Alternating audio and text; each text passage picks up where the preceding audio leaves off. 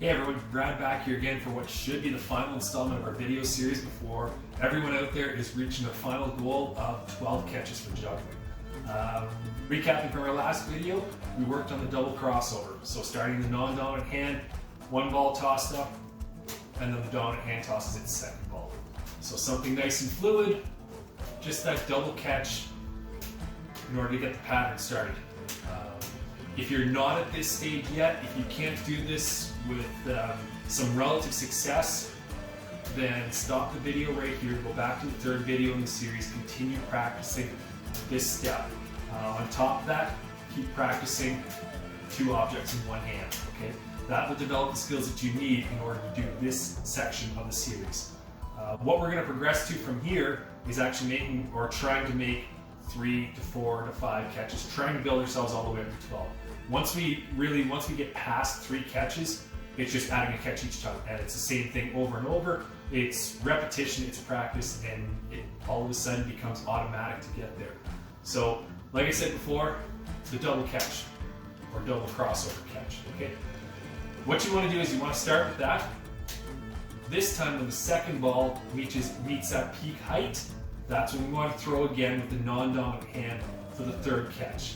1, 2, throw, okay? If you need to slow this down, you can in order to slow it down. I don't have a lot of great room. I don't have a lot of ceiling height here.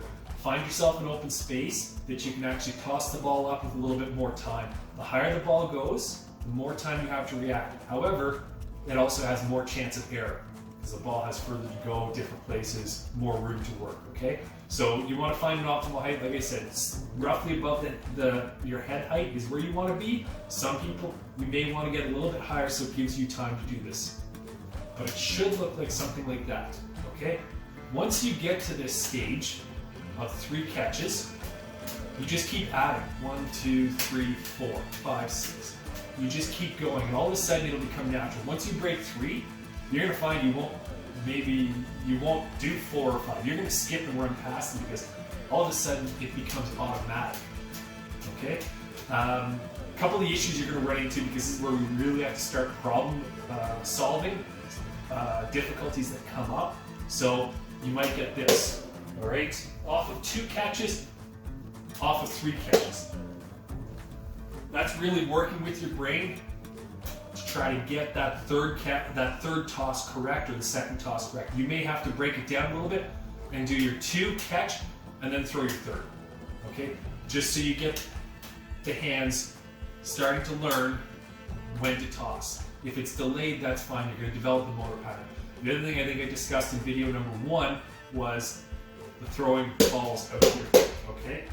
In order to fix that, you want to keep your hands above your elbow height. So when you toss, your hand has to be above your elbow. If it's not, you're going to throw in front of you, and you're going to end up getting a lot of great cardio running after the balls you're trying to throw and catch at the same time, okay? Keep it up.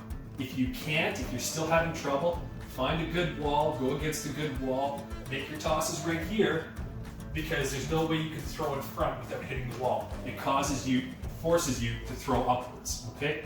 So you should be getting to this. Once again, 1, 2, 1, 2, 3. And then all of a sudden it becomes nice and fluid, you get it going. Have fun with this. It's going to be enjoyable, it's going to be frustrating, it's going to be everything possible, a full gamut of emotions with trying to overcome this hurdle of making 3 catches and then all of a sudden progressing yourself all the way up to 12, making it nice and fluid, being very comfortable, looking like the Juggling Wiz. If you can get to this, awesome job. I know you put in a lot of hard work to get to it. I understand what this is like. I've gone through it myself. And once you get here, then I'm going to continue with a new video series on throwing in a little bit of flair. So a few tricks, some things I've picked up over my time of playing around with this, and how to make it look really fancy. Thanks for watching.